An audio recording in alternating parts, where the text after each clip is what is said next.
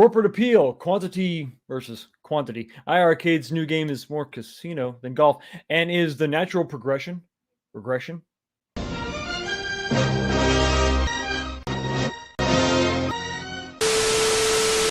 What's going on, everybody? Welcome back to the channel. Another episode of This Week, the show where we talk about what happened last week and we look forward to what's going to happen next week, if anything. And wow, did I struggle to come up with some stuff to talk about this week. Not too much going on, but we got some stuff definitely to talk about.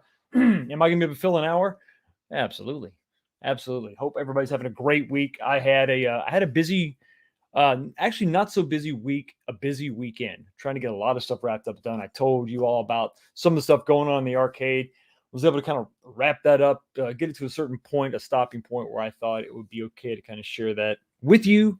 Speaking of which, I want to thank everybody so much for the reaction to that video. It's doing really well. Thank you for continuing to kind of watch my content, that video specifically. Share that video if you don't mind. Thumbs up, down. Let me just interact with it. It really helps out the channel. Really appreciate it. The more eyes on the channel, the better we do. Absolutely. So we got a poll in the chat. Go over here, check it out. It might require a little bit of explanation. So here's the question. How many times would you be willing to buy the same arcade title because of cabinet improvements? So here's the title. Let's say, I don't know, crazy Pac-Man. Just like Pac-Man. So Pac-Man comes out, and then they come out with a new Pac-Man, and then another Pac-Man, and they make slight improvements. How many times would you be willing to buy the same title? Any title, but it could even be your favorite title over and over again. How many times would you do it? Let me know. Your choices are going to be, listen, I'll buy it once and that's it. I'm done. Another choice would be, well, 2 to 3 times. 4 to 5 would be another option, or as many times as they produce it. So I love this game, whatever this game is, the game in your head, and you're going to continue to buy it regardless. I might be in the same boat if we were talking about AVP for sure. So yeah, so make your voices heard. How many do we have? How many votes do we have already? We've got we got 48 votes. So make sure you jump in there and let me know what you're thinking about that. We're going to talk about that in a little more detail. There's a reason why I asked that question. Can't wait to see where we end up with at the end of the show. So we got that. We also got something else over here. It is the bourbon of the night, the bourbon of the week. We're back into the Bookers. This stuff is it's powerful stuff. A little expensive, but it's worth it because I feel like I kind of got something accomplished in the arcade, getting that the console room to the point to where, I mean, it really was. For those of you who don't know, the basement was not really intended to be what it is now. So it had to go through a lot of iterations, a lot of stages, kind of get where it was. It was just a big open space with a bar off to one side. Then it became kind of a giant bedroom, that had an old pool table in it. Then that was gone. Then we just sort of divided that up. We made a closet and a bedroom, and now it is sort of where it is now. So that's why you see the floor in all my videos is a little bit, that tells the tale. That's like, cut apart a tree and you see the rings. That tells you what that basement's been through. That is going to be the next thing, though. We got to paint that floor. The floor looks not good. I've seen some comments on the video talking about arcade carpet. I like that idea. Might just go with a paint. I definitely have concerns about a basement. You don't want to do full-on carpet. I've got some rugs in some of the rooms. You can kind of tell some of the seams. So it's easy to pull up if there is an issue. But anyway, that's a long way of saying thanks for watching the video over on the basement arcade. It's been fun. It's been a lot of fun. What would be really fun is if Arcade One Up would maybe come out with a few of those cabinets they've been talking about, at least giving us some kind of an update, release date, pre-order date, something. Over here just begging for a date. So we're going to take a drink and we're going to say hi to the chat, because without you, man, this show would be boring. It would be absolutely boring. Let's jump over here. I think we've got an early chat that may not have shown. I think it may have gone. Where is it at? Let me swing back up here. Here we go. Good deal. I'm glad it's still here. 2 Mile Arcade, my buddy. He always jumps in and comments first. I'm glad it's still here. I think he made this comment at 9 a.m. So about 12 hours ago. Hey, Battle. Why do you think Arcade One didn't try to do another 3-player cab like Rampage? Why are you always reading my mind? I actually had Rampage on my mind this week. I've actually been toying with the idea of revisiting the Rampage cab and doing something different with it. I think that was the cab. I like Rampage. It deserves its own cabinet, though. There's a few sequels there where you could really have fun with a Rampage cabinet. And for the first time, Arcade One Up could do a 3-player control deck. It's something new that they haven't done. It would be pretty easy. They've already done 4 players. Just it's one less player. Think of the room you could have though if they had the 4-player deck, but 3 players. You could actually have a little bit of breathing room. That would be really nice. That would be very nice indeed. Console Kid says, "Hey, watch out! The raid is starting now." Oh boy, we will brace ourselves. And Papa Brad says, "Hey, guess what? That guy that you just read his comment, he sent me. Thanks for stopping by, man. I really do appreciate it." Gibby Gilbertson, hey, how you doing? Hey to you. Hippo GNT for some nice names I have not seen before. Thanks for stopping by, everybody. Sup? How you doing? And Dragon Gamer, why? Why the attack? Why can't we all just get along? Always with the attacks. You're a dragon. I have no defense. What am I going to do? Here with no shield, with no sword. How would I defend myself? Zero hero. What's up, everybody? What's up with you? How you doing? Trickshay says sup with more views. So it's an exaggerated sup. Hello, everybody from Michael B. Midlife Arcade. Hey, chat and Fox. How the hell are you? Good to see you. Thanks for stopping by. Hope everybody's got a good week planned. I don't know about you, but the kids are kind of letting out of school up here. It's about to be mad chaos. We got that. I think my son's got 1 more week and he's done of the surrounding schools in the area, 2 weeks. And then all these little people are going to be out just wreaking havoc and destroying everything. So everybody, gird your loins. Sure, get ready for battle because it's going to be hell, pure hell. Who am I kidding? They don't get up before noon anyway, so we'll be fine. What's up, Fox AWOL 101? How you doing, buddy? Nice to see you. Console fanboy. Nope, not console fanboy. Console kits.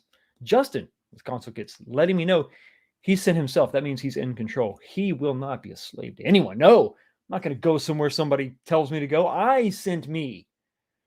That doesn't go for anybody else that he did send. You're not. I didn't. Let's move on. I didn't think that through. I've just insulted everybody else you sent here, Justin. Chris Greensboro, raid the Fox. Hey, we have to disclaimer, Foxhole, like not moving on. Once again, get myself in trouble tonight. Donuts, what's up? How the hell are you? What's up? Red Sea Gaming, what's good? A lot of things are good. Life is good. Things are good. The console room over at the arcade is good. I like the way that turned out. It's very good. Glenn's Retro Show. This guy. Come on, buddy. Bring the pew-pews. I can't wait to see it. I'm so happy that you got involved because I want somebody to do it right, to take care of iiRcade and bring us some good stuff. And this is exactly the guy that can do it. Share and share alike. Absolutely. We got a $2 super chat from Harold Miller. Justin sent us over. He did, and you didn't have to pay money. But I'm glad you did. Thank you so much for those $2 super chat. I really do appreciate it. And you were the first one tonight, so I'm sorry. But you got to go to the pit. Finish him. Melina wins. Flawless victory. Fatality. Got a ton of good people here. Mike is here saying, good afternoon, sir. Good afternoon to you. A Tran fan says, hey, 19K Fox, and everybody in general. Brooklyn Menace. Fire. Purple emoji face, fire. Listen, guys, this is really awesome. And there's something else that's really awesome. I want to kind of share with you if you pay attention to the channel. If you're looking at that little number under my name, I am about 50 away from 4K. That should be a bumper sticker. So I'm really it's really awesome. The channel growth has been really, really awesome, and I'm very grateful to everybody who's been considering this channel worthy of a subscription. It makes a big difference. It really encourages me to keep on pushing and keep doing stuff and to get better and to give you better content. So I really appreciate that. If you could, maybe if you're in the chat, maybe if you're watching and you haven't really subscribed yet, maybe now is the time you can smash the subscriber button. Really would appreciate it. Kind of get me to 4K. Nice little milestone. And if you already subscribed, listen, I'm not asking for money. I am asking for views though. And maybe share the video. If you got somebody else who is into this home arcade goodness, maybe send it to them and maybe see if they like it. Maybe they'll subscribe. So yeah, watch the videos, thumbs up, thumbs down, share them. That'd be awesome. That's all they ask. And for the most part, you've been doing that. And it's really great to see. So thanks everybody so much. Mike Hawkhurts is in the building. The forward from CK Stream didn't work for me, but I found my way Happy Sunday all. So he actually led y'all astray. I see what it is. He gave you a faulty link. That's ridiculous. Unheard of. Red Sea Gaming again, only if there's more games included. Getting into the weeds already, aren't you? Exactly. Goofyfoot says, once I'm done, I still have all my 20. Oh yeah, once I'm done, I still have all my 2018 cabinets. I'm revisiting some of those actually. Got some thoughts in my head. I'm kind of reminiscing on the way things used to be. Which it hasn't been that long, but it's long enough to reminisce, I guess, right? Let me scroll down here. And I got another look at this guy. $5 super chat from Hobby Hands. What's going on? If it's true that Walmart will be clearancing in-store one-ups tomorrow, is there anything that you will pick up? If there was a Killer Instinct, I would absolutely pick it up. I know it won't be in store. A Simpsons, I might. I've given it some thought. Perhaps. I tend to like bowling a little more than I thought I would actually. So I mean, listen, if you're talking, $199 was a really good deal. Some of these deals I saw, but I never got to see those deals in store. If it was $199, maybe. But beyond that, my local Walmarts don't really have that much stuff. They have a lot of the Midway legacies, which I'm not a big fan. I've never seen a Capcom legacy in store. A lot of Pac-Man, Miss Pac-Man. But yeah, I mean, yeah, I don't know. I'm kind of on the fit. Outrun, maybe Outrun. I like my driving cabs. Thank you so much for the $5 super chat and the question to ponder, because there's always there's never shortage of ways to spend money, right? But anyway, thank you again for the super chat, and look out, here comes Chun-Li.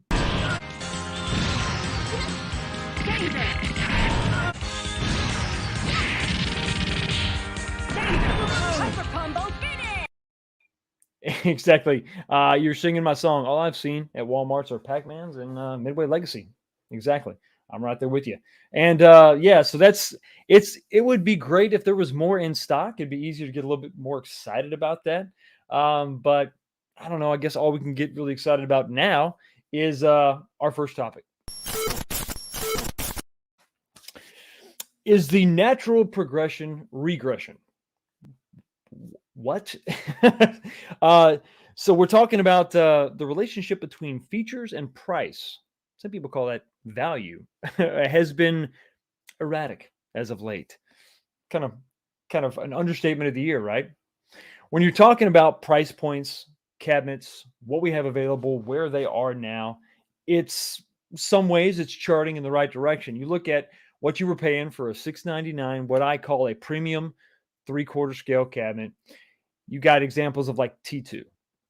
One game, but the Send and Light Gun technology. And it's, I mean, as far as AAA games go, arcade games, I don't know that there's much bigger than this. I'm not going to say it's the best, but if you're talking about brand recognition, quality, something that, has really stood the test of time and holds a special place in a lot of people's hearts, it's definitely this one for sure. So for $699, that's what you got. And then shortly thereafter, the new stuff coming out, the new cabinet coming out was an XL Legacy, however they want to describe it, but it's the Golden Tee 3D in that new form factor for the same price. So here's what, listen, we've been dogging on the XL, the Golden Tee for quite some time for good reason. That monitor is subpar. But if you look at just dollars and cents, what you're getting, you saw this upward trajectory. You're getting a new cab size. That's important. A different style doesn't necessarily dictate or really communicate value to you. But if you see a bigger size, okay, well, it took more wood to make this thing. It's physically bigger. So that implies, okay, there's some value there, right? They spent more money to make this cabinet physically, with the exception of some of maybe the controls, than they did to actually physically make the T2 cabinet. More games. You're not getting just one, which this is almost an unfair comparison, although it was really funny to have a cabinet that had one game and then you have 8 games over here on the XL. And then, of course, that 19-inch monitor, the 19-inch monitor with 2 asterisks, because some people would say that's not really an upgrade, but it is technically larger. So I'm seeing some comments in the chat. Yes, it's $549. We're talking about just like some retail pricing, but yes, I'm talking about prices, dollars and cents comparison straight up. what they were at retail. We're going to get into a little bit of the sales pricing a little bit later, but this is sort of what you see this improvement, right? Same price, you see added value for the most part. Like I said, the monitor, but there you go. So it was easy to sort of see that. So when you're talking about value, okay, it's still a lot of money. Nobody's going to sit here. Well, I'm not going to sit here and try to say that $700 is no big deal. It's definitely a big deal. But at least at that price point, it looked like, okay, well, we're going up, right? We're getting more for the money. Great. New design. Really like those. I mean, I think everybody's probably universally liking the no riser look. Awesome. Then you get kind of another flip of the coin. And I guess I could have put T2 here also because it is on sale for $540, but I did put Ridge Racer here as another example. I'm trying to hit that price point because Dragon's Lair is and I have XL Legacy here underneath it. That's not right, but it is $649. I think it was actually $600 because it was $50 off if you got it early. But right now it's currently $650. And then you look over at what I would consider another premium cabinet at $699. It's going to be that Ridge Racer cabinet, also on sale for $599. So that kind of puts it within the same ballpark as what you're looking at with this newer cabinet that's not even available yet. And unfortunately, I'm not seeing that trajectory, that upward trajectory, right? It's that's why I got the arrow pointing down, because depending on your love for the game, I think you can't put that. You may not be able to put a price on that. There's no monetary value there. Set that aside. Just looking at cabinets, okay? You're looking at not a very unique control scheme when you're talking about Dragon's Lair. It's a joystick and some buttons, unique gameplay, but not a unique game, controller layout. You definitely got something unique when you're talking about T2 or when you're talking about Ridge Racer for sure. Ridge Racer had more games. Ridge Racer has the foot pedals. Looking at the price, you also get the Wi-Fi. Coming over here to Dragon's Lair, this is a cabinet that's been rumored not rumored, it's actually announced for a very long time. Took them a while to get it out, and I'll give them all the credit in the world for taking the time to bring this to market because they really want to do it the right way. And the one thing that was kind of the stickler was going to be that second screen. The initial idea was going to be, you just take your cell phone and you put it up there and that's your second screen. And that to me, just, I think a lot of other people wasn't going to work. And so what that did was they listened to the community and they went back to the drawing board.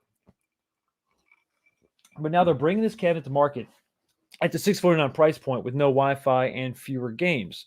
The games thing kind of fluctuates and goes back and forth, right? Because you could also make the same comparison with Ridge Racer and T2 came out at the same time, same price. One had more games. Goes back and forth. So you can even sort of take the less games aside.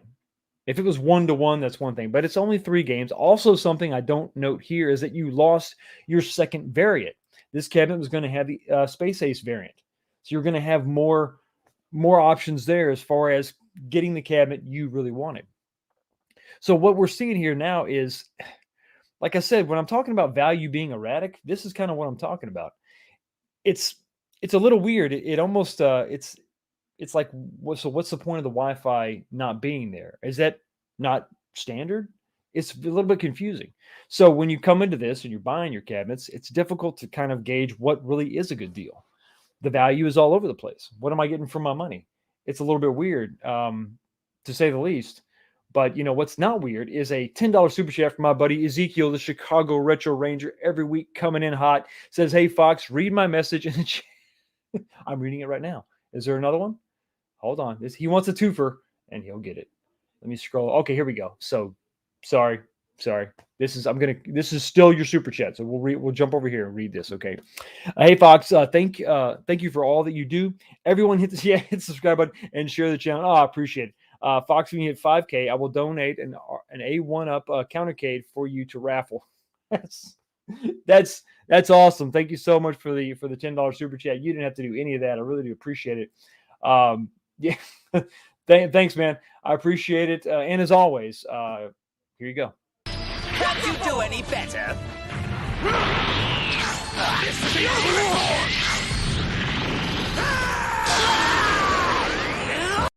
Appreciate the support, brother. I really, really do appreciate it, man. Thanks for coming in hot. So that's sort of where we're at. The value is a little bit off, right? So let me ask you this question: Have we really surpassed the tipping point? That whole value, if you can imagine like a seesaw, like a teeter totter, like okay, where are we at when we're talking about that $1,000 Pro Series cabinet? I mean, I don't. That's a tough pill to swallow. We're talking about it's $700 for me, and I don't know about you, it's $700, 699 was a really big deal. And not like 500 wasn't and 400 wasn't, but $700 was a really big deal for me. And I really started to look at what am I getting for my money? And I started sort of weeding out all the stuff that I didn't want. I had to have, for me personally, I was going to have something unique. I wasn't going to buy another 2-player 6-button fighter for $700. Yeah, I'm just not going to do it. That's why you don't see Killer Instinct in my collection right now. I just can't get there. Not for $700. For $700, I got to have something unique. T2 was sort of that exception. You had the send in light gun technology. It is the one game. Yes, I feel like maybe I should have waited because it went on sale for $550, but that is neither here nor there. I took the leap because that's something that I wanted to experience. The first, not the first, but one of the light gun games from Arcade, one up the first light gun game that I really wanted.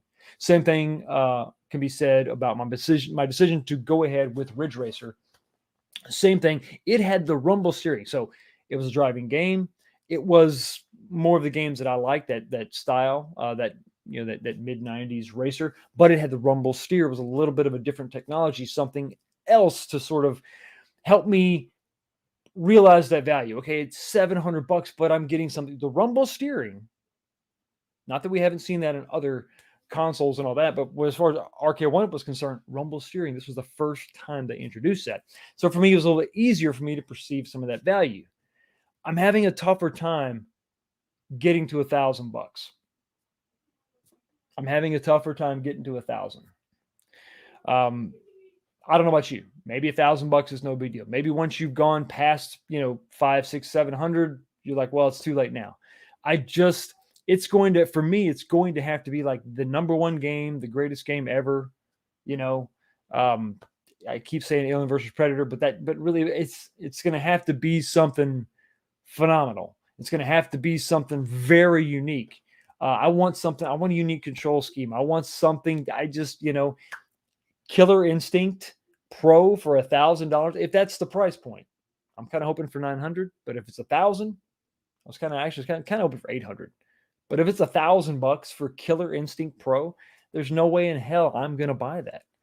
And the same thing could be said for Street Fighter or Mortal Kombat. I'm just not there. Now, if you've been sitting on the sidelines and you've been waiting for, if you are a super duper Mortal Kombat guy or gal, anybody can be a fan. And maybe that's your sweet spot. You got to have that. You want the best that's out there. You spend $1,000 and you get it, and that's awesome. But I'm having a hard time getting to 1,000. I really am struggling with that. That's tough. So if we're talking about that tipping point, let's talk about, is Arcade One Up chasing their tail? There's a certain point at which, okay, you have a cost to make a thing. Okay, the cost is here. The cost is elevated. So now what are we going to do? We're going to, okay, well, the cost is high. So let's put some stuff in it, i.e., the Pro Series cabinet. When you see the Pro Series standing there and you've got a stool with a back, which I've heard is a chair. Some people tell me it's weird. I don't know. Anti-fatigue mats, signs, 10 signs that hang on the wall. Seems like a lot of stuff going on there to try to justify that cost. But are they chasing their tail by adding more features to justify the cost, which adds more cost? I mean, you have to have a really good grasp on what the perceived value of the thing you're trying to sell is. So this bottle is, let's say this is the $1,000 bottle, which it's not. But if this is a $1,000 bottle, they say, wow, $1,000, we got to get $1,000 for this because I don't know, they have liquid gold in here. What can we do? Well, we got to add some stuff. Let's put a lot of money in the label. Let's use wax from bees only from Africa. I'm just making stuff up. Gold labels. They put all this stuff in there to try to justify so that people will see, hey, there's real value there. But in doing that, they've added cost. That chair, that stool that you're adding to your bundle with your Killer Instinct you're adding cost. That's an item that has to be broken down and packaged and put in a box. That you're adding cost there. Your 10 signs and your something. So there's a calculus that has to be going on there. And I'm really having a hard time getting there. It seems like we're getting a whole bunch of stuff that we really don't want at a price point that's getting a little bit out of hand when we're talking about replica arcades. So what is a person to do, right? What if? Now I'm just the question asking guy, the Alex Trebek, well, God rest his soul, of this live stream. What if they returned to that first generation model? This is where that regression comes into play. We are kind of seeing that a little bit when you're talking about Dragon's Lair not having Wi-Fi, blurring those lines. What can we add? Not that you could add Wi-Fi to the cabinet, but you're sort of seeing that as stepping back. So now what's more important? Wi-Fi, remember, used to be the one feature that was put into every cabinet to help us kind of perceive that value. It's missing from this one. So what would that look like? So you're going to have your core, maybe it's $499, similar to your standard cab from back in the day. Now, I realize this looks a little bit silly. It's Golden Tee. This could maybe not exactly applicable to this cabinet, but let's just go with it, right? Let's just go with it because we're having fun. So you're talking about a cabinet this size. The riser is not included, but it's still the inline riser. It's not the stackable riser we've seen before. So you buy that, you piecemeal that out. You add Wi-Fi. That's more than just an antenna. That's a module. That's something, but maybe the boards could be built to accept that. You have your ships with a wooden marquee. You got to add your lip marquee. And one thing I thought of is if you got a 2-player cabinet, why not just ship it out with a 1-player control panel? And then if they want to add that, then they can do that. Somebody can. Maybe they play by themselves. There's some added cost, so you can take that out, piecemeal it out, similar to what we saw with that first generation. Is it an idea? It's an idea. Is it a good idea? Don't really know. But Donuts, he prefers breastfed. And that's what's important to him. So should they return to this model? I don't know. I don't know if I like the fact that looking at this, look at this, the way this is sort of broken out. If you could really separate your risers anymore like you used to back in the day, adding Wi-Fi. Wi-Fi is something that, before, back in the day, I didn't really care about Wi-Fi, but some people really did. I like it a little bit more now, but is it something that if I could not add that and save some money, is it possible? Yeah. And this is kind of an old conversation we've had from a long time. As these cabinets continue to increase in value, increase in price, is the value keeping pace with it? So kind of a weird idea. How much of that would actually be functional? How much would it be practical? I think the lip marquee thing you could definitely have. You could ship these things out with wooden marquees, and that's an easy thing to do. But they have already said, Arcade 1-Up said, they don't really want to get into the parts making business. We've talked about this before in last week's show, where if you're looking for parts, good luck. You got to go find some other supplier. You're going to have to, if you're hunting for a PCB, you got to get a ticket into Arcade 1-Up. That's the only way you got a prayer of getting a new PCB. It's just not there. So they would more than likely farm this out to the third party vendors, other markets, which would be great for them. Guys like Glenn would appreciate it. But I think you're still going to come back to people wanting the all-in-one solution from the factory. They don't have to mess with anything. No muss, no fuss. So once again, there's that balance. Are we at the tipping point now? Right now, maybe not. But when we get to that $1,000 price point, when it's finally time to pre-order your Killer Instinct Pro, and it is $999.99, that's going to be, I think it's going to be a coming to Jesus moment. Everybody's going to start asking themselves that question.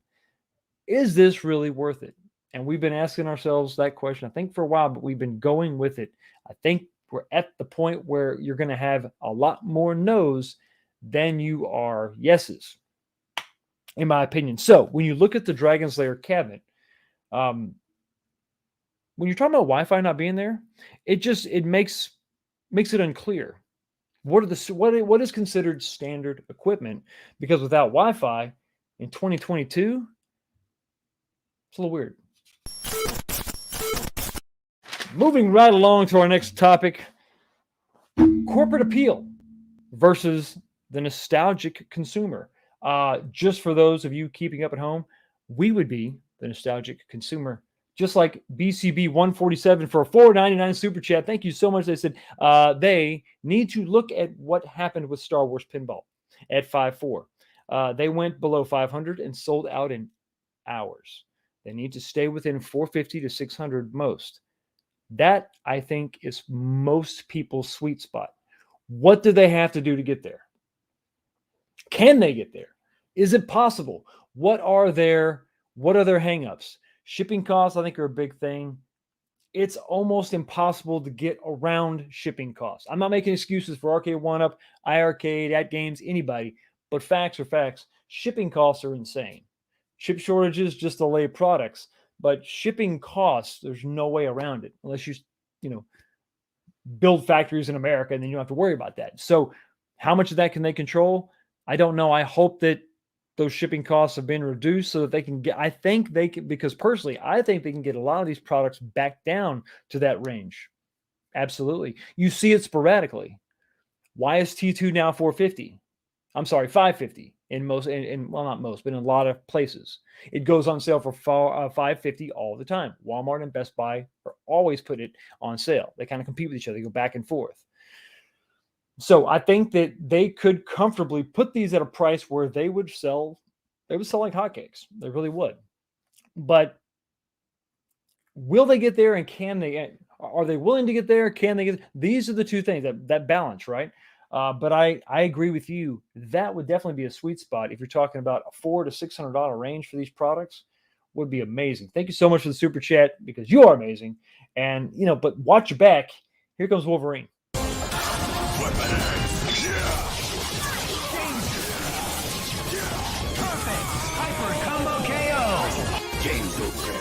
Time to call it quits. Thanks again for the super chat. Now we're talking about the corporate appeal and what's going on with Arcade 1UP trying to desire. They had this desire to cater to the corporate market, and to me, that just makes sense, right? Big companies spend big money. It makes a lot of sense, right? Try to get in there, and the board. I look at this slide and I laugh. I just assume the guy in front's the boss, and he's looking at this presentation like, we should buy Arcade 1UPs. He's not get the hell out of here. Why am I paying you? So I get the appeal. I understand it. It makes sense. Big companies, big money, all that. However, they are not targeting a need, but a distraction. That's the point. See, you and I, we may consider this a need. Like, I got to have that. Not so much the case in the corporate environment. I wanted to bring up this portion of the listing when you're talking about one of their newer cabs, which is Dragon's Lair, coming out. The way they describe it, and you kind of have to go down, you got to read a little bit lower in the description of the product, but this is the portion I want to call to your attention. Let's look at it and maybe have a laugh together. Renowned for producing authentic arcade experiences, Arcade 1UP game cabinets are absolute must-haves for family game rooms, man caves, or a welcome distraction in the office. Okay. Funny. I don't think that there's a lot of employers that are sitting around thinking of ways to make their employees less productive. If I could only distract them for a minute, wouldn't that be great? Let's put an arcade machine in the hallway. Now, I know that there is maybe a time and place for this stuff. I get that. I think you're missing your own mark.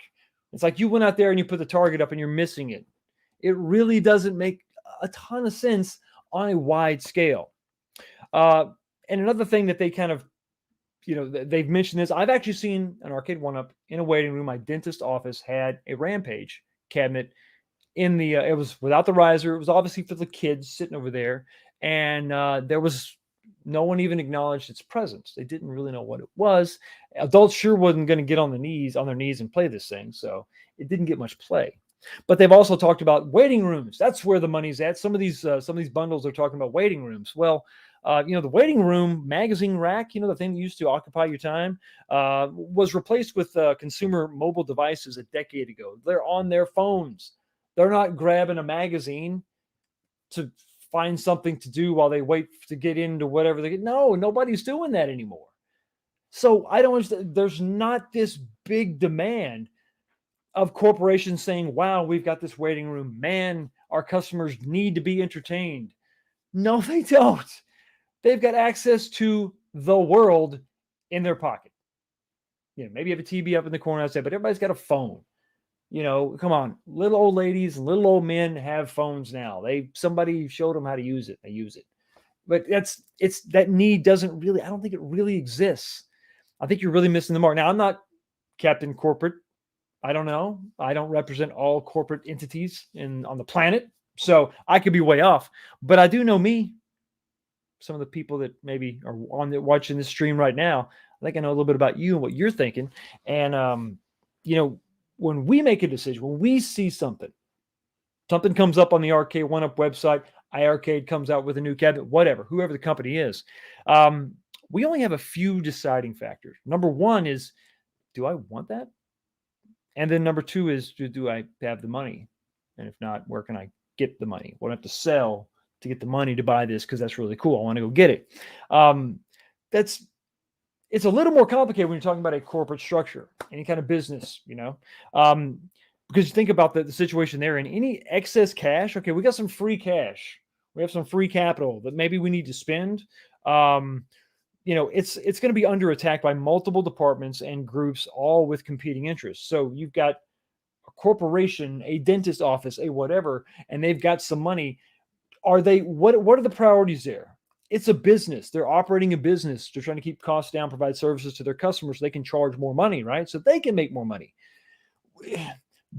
Does it make a lot of sense to go to the website and spend $2,000 on arcade machines to put them in a waiting room or a break room? I mean, how many times? When's the last time you saw like a soda machine in your break room? They're kind of getting rid of those too, right? I mean, there's usually, maybe there's a TV, maybe. It just depends on where you work. One of our clients is Southwest Airlines, and they have the greatest break room on the face of the planet. I'm serious. They got like a 80-inch TV. They got all kind of stuff. They don't have arcade 1UPs. They're also on their phone. Weird how that just sort of comes together. So it's a little bit weird. And it's also something you got to consider is when you're talking about corporations, and if the idea is we got to put something in a waiting room or it's for a break room, they value bland and boring and non-offensive and familiar. So what do you think they're going to go for if they do decide they want to take this chance? Pac-Man. Yay! We know Pac-Man, the guy, the little yellow guy. He goes chomp, chomp, chomp. He was in that movie, Pixels. It was great. Love it. Get us some of that Pac-Man. So the problem is that there's no deep cuts. No unique play mechanics. No weird stuff. Smash TV, would that have a place in the corporate environment? Probably not. I mean, maybe. If that's the case, I want to work there.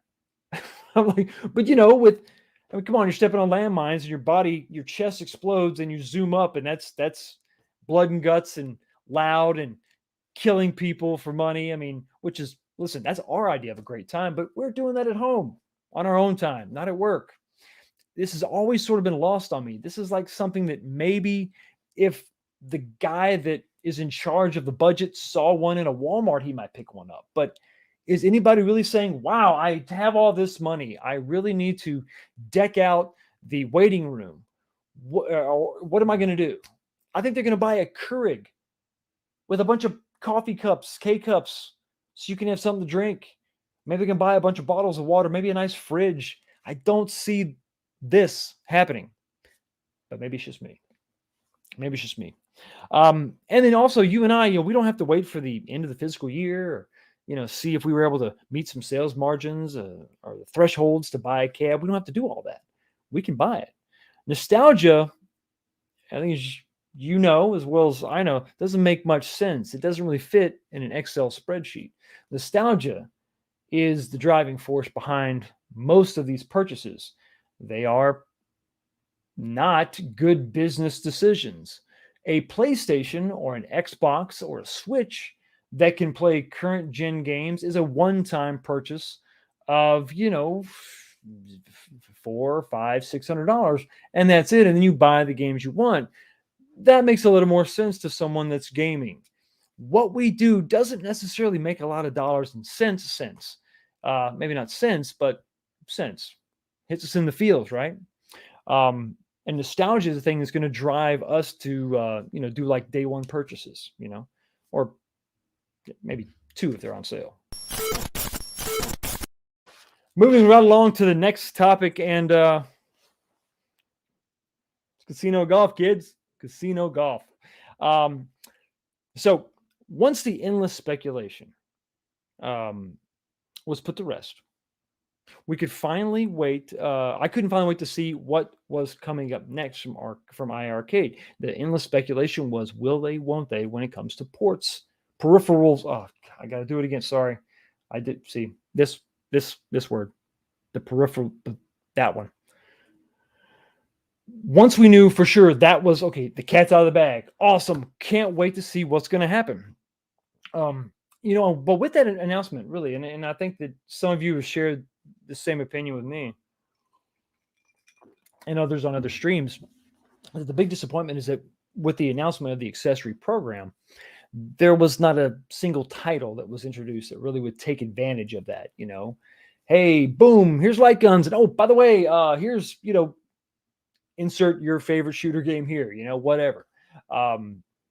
Operation Wolf. I don't know, something, right? That would have been really, really cool. Boom. And just announce it. Now, it doesn't have to drop right now. I'm just saying it's coming out. We're getting it ready. We're working with Glenn. We're getting the Sinden. It's going to be super awesome. We're going to have, green Sinden guns. That'll be awesome. We can't go black because of, FDA or whatever, but we can do green. And that'll be cool. Maybe camo. Oh, everybody's pumped up and excited, and they can't wait to get their cabinet. But we didn't get that. So when I saw, and they're announcing these games left and right, and when I saw golf coming out, I'm like, oh, sweet, golf was in the title. That's all I needed. Freaking trackball magic happening, boy. But of course, my excitement was quickly met with another round of disappointment. Let's just give this a second, shall we? Let's just give it just a minute. Not sure what's going on here. Sunspots? Yes, sunspots for sure. Come on, computer. Breathe. Everybody, we're just going to, this is, you wonder why I drink? This would be one of those reasons. Okay, did you hit the back button, 19K Fox? Michael B does that all the time. Actually, no, I tried to play a video of casino golf. That may be the big problem. So I'm just going to keep on going. I don't want to play the video because the game is so bad, it destroyed the stream temporarily. But listen, like a true badass, we're back. We're back, baby. This is the first time ever that's happened. And one more drink, sorcery. Absolutely, Miss Ashley. 'Twas sorcery. 'Twas sorcery that ended the stream. Horrible. Yeah, so video play. Let's pretend the video played. If you have any questions about the severity of the suckage when it comes to the game, check out iiRcade's YouTube channel and check out the video showcasing, and I use that term loosely, casino golf. It is basically a mobile game. It's Angry Birds-ish, right? Angry Birds light, Angry Birds, but with gambling and no fun whatsoever. I don't know. Listen, I haven't played the game. The game may be fine. The point is that it's very, very bad timing to introduce all these peripherals. I think I almost said it that time. I have to rewind the tape and see if it came out right. It's just a bad time to announce that and then announce a game with golf in the title and it doesn't use the trackball. I've heard someone say that it appears to be a little tone deaf. Yeah. It's like, you put golf in there and then we were expecting the trackball. So it's probably piss poor timing. Maybe they didn't quite think that one through. Maybe they should have released that game before the trackball announcement, before the the accessories were announced. But it just really kind of it drives the point home, I think, and this is the point. Timing is everything, but I think it really drives the point home that we don't know if there are any games that are going to really utilize these accessories. I say we because listen, I don't know. I'm not really an insider. I know they have a lot of games coming up. They said they got 100 games. That's great.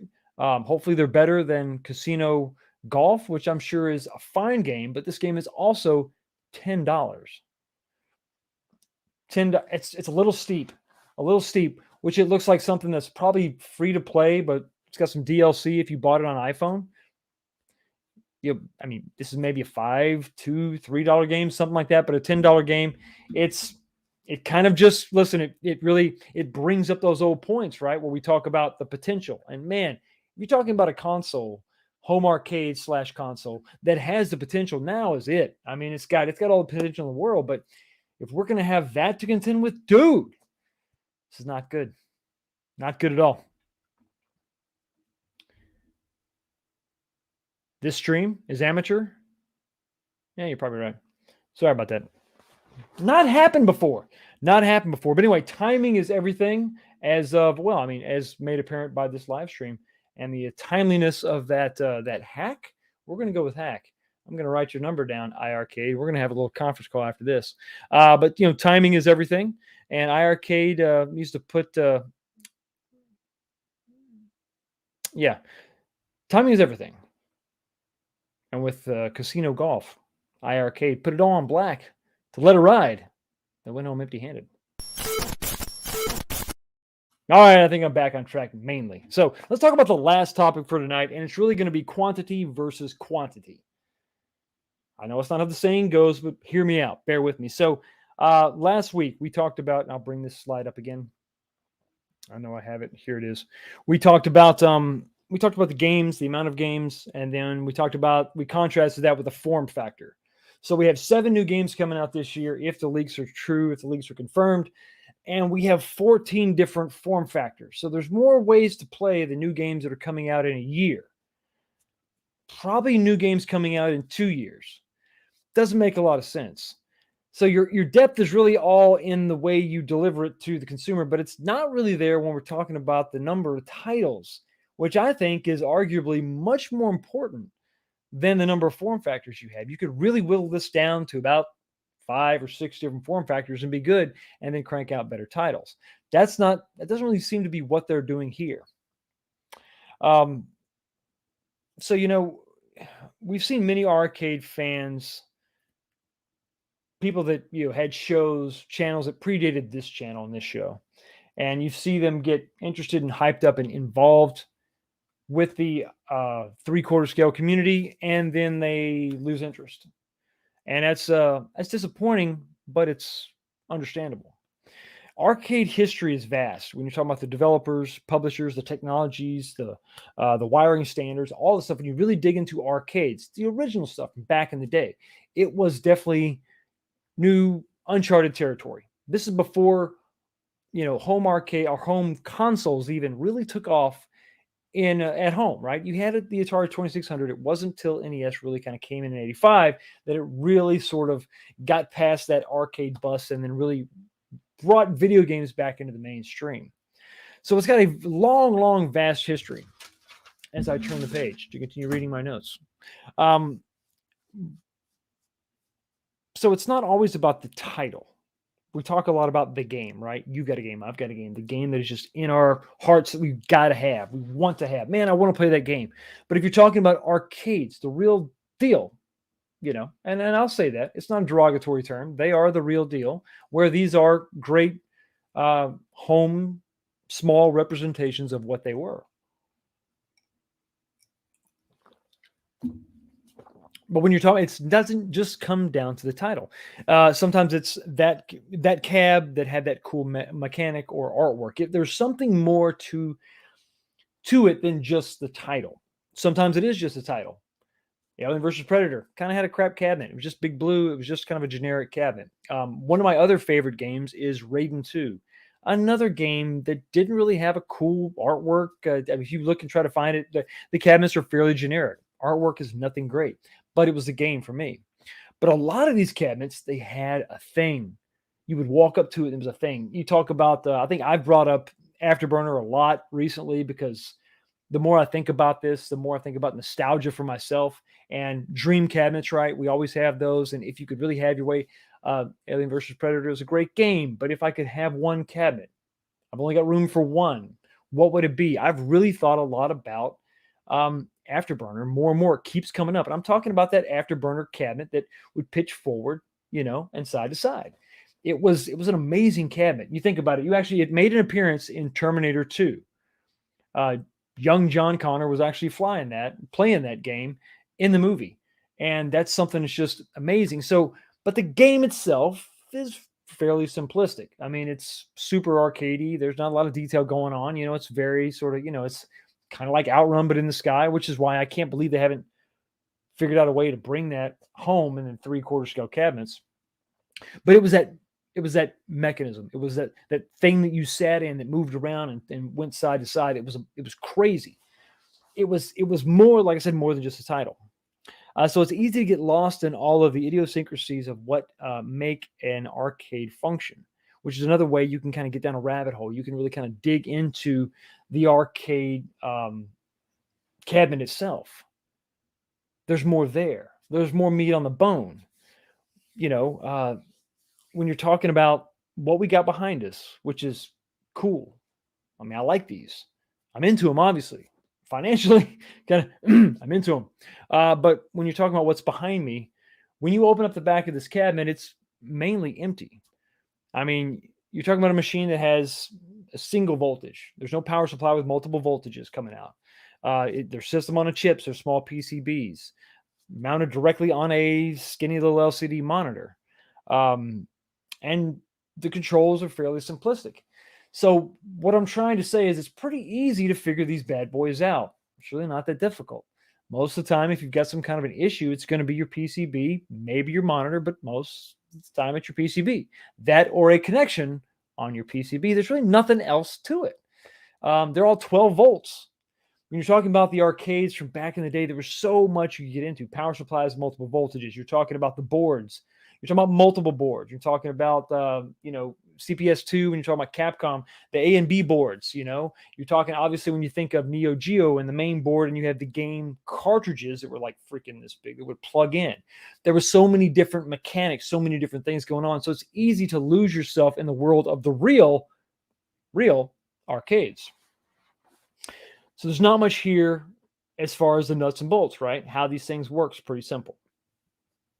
So they do have something to overcome, right? But they've got something besides that's to overcome as far as like these arcade one-ups. The thing that it has to overcome to really get someone's attention and hold someone's attention for a long time to get into this hobby, besides buying it and it sits there and I play it every once in a while, is more. Quantity versus quantity. We're talking about the quantity and the depth of the arcades themselves and the idiosyncrasies and how you can go down rabbit holes and you can really deal with it. If we have more cabinets, more titles, it's going to be easier to stay in this hobby. It's going to give you something else to do because the mind is busy. Us YouTubers, you at home building your arcades, your cabinets, your game rooms, everything. You go to work and you come home and you got to have something to do. You got to have something to work on, tinker with, and play with. And when it comes to these things, it's really easy to get bored because, knock on wood, they don't break all the time. I mean, some of them do, but they're usually pretty easy fixes. Swap a component out, you're good to go. But there's not much going on. When you're talking about arcades, you can look for years to try to find that one game you always wanted. The depth of the catalog when you're talking about these games is just not that deep. It's just not really there. So quality should never be sacrificed. I want to make that clear. Quality should never be sacrificed for quantity. But sometimes it's just going to come down to quantity is the problem. There's just not enough on my plate to fill me up. That's where we're at with these cabinets. At least that's where I'm at. There's still a lot of cabinets I want to get out there, but I've only got a few slots left in my arcade. And unless something new comes out, piques my interest, I'm going to be sitting on the sidelines for a while. Just kind of, I'll do my little mods and do my little thing, but as far as new purchases, getting pumped up about something new coming out, it's going to take me a little while to get there. It's going to take me a little while to get there. So how do you do that and maintain quality? You do things like website exclusives, retail exclusives. If you want to get the new one, the whatever the thing is, whatever, pick your title, right? It's only going to be available at Best Buy. Have retailers compete. And that's a way to kind of subsidize some of that cost. Website exclusives. I know that's something they've said in the past they don't want to do, but if you want to try different things, if you want to try weird, deep cuts, weird games, we talked about several times in the past, I think I brought it up last week or maybe the week before, the games that were going to be on the Turtles in Time cabinet that leaked listing from Canada ended up not to be the case, but it looked like we were going to have some really interesting games on that Turtles cabinet, some games that I hadn't played before. One of them was Vendetta, and I know it's just another title, but for a lot of people, they were pumped and hyped about that. Dude, Fox, you got to play Vendetta. And I did. And it's good. Metamorphic Force or whatever. It's another Capcom game. And the art style, the sprites, the size, it looks a lot like X-Men, the Konami X-Men game. I would love to check that out. But we're not going to get that the way things are going now, especially with this corporate appeal, this corporate focus of trying to go up. Nobody's going to buy, and I've heard this before, nobody's going to buy that. Nobody's going to buy a Vendetta cabinet. Nobody's going to buy it. No, somebody would buy it.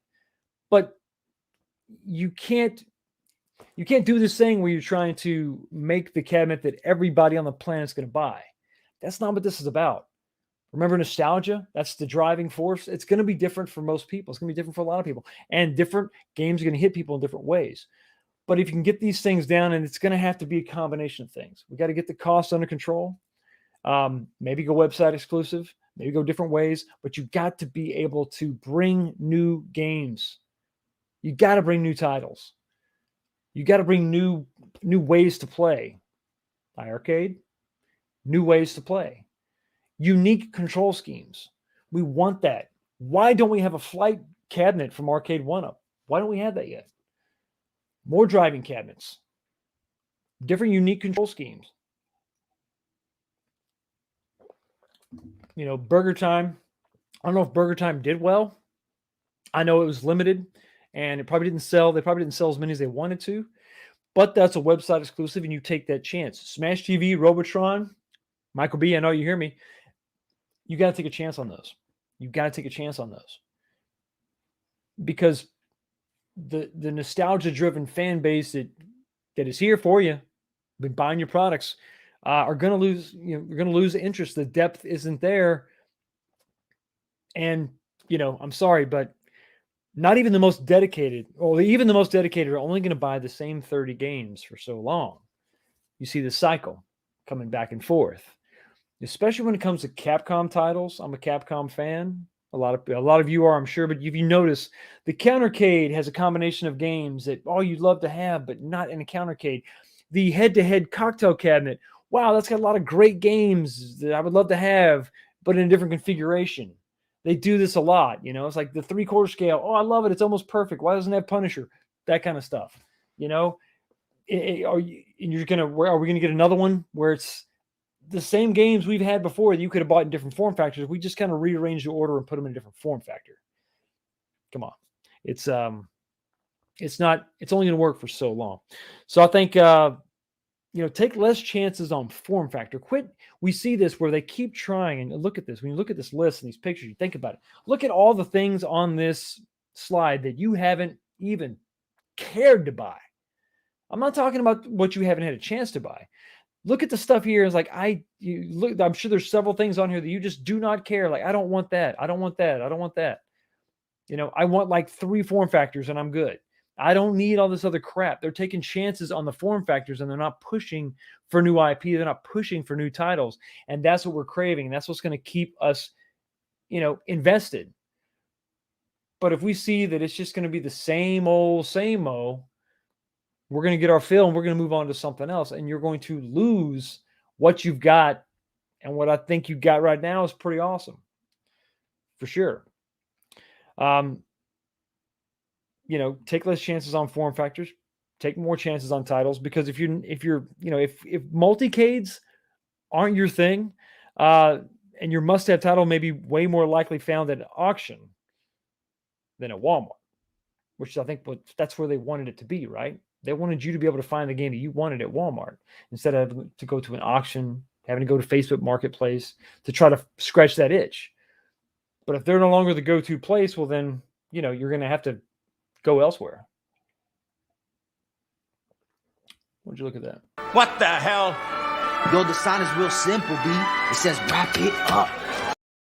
It is time to wrap it up, and I apologize. Last week I did read the poll results. I'm sorry. Somebody was like, "Hey, what did I miss the poll results?" What? And yeah, I'm sorry. I actually missed that last week. Not going to make the same mistake this time. We're going to go up here and take a look at the poll. So the question was, for those of you just coming in, and I'll give you a few seconds to jump in, let your voice be heard. How many times would you be willing to buy the same arcade title because of cabinet improvements? Right? That was the question. You had 4 choices. 1 and I'm done. So you buy it once and that's it. You'd buy it 2 or 3 times, 4 or 5 times, and then the fourth option was, listen, as many times as they produce it. And you're looking at, I don't think it's a huge shock. You're looking at 62%, 1 and done. I say, now that I give it a little more thought, 61% is fairly high. 1 and done, 34% is I'd buy them 2 or 3 times. We actually had 3% say that they would buy it forever. It doesn't matter how many times we come.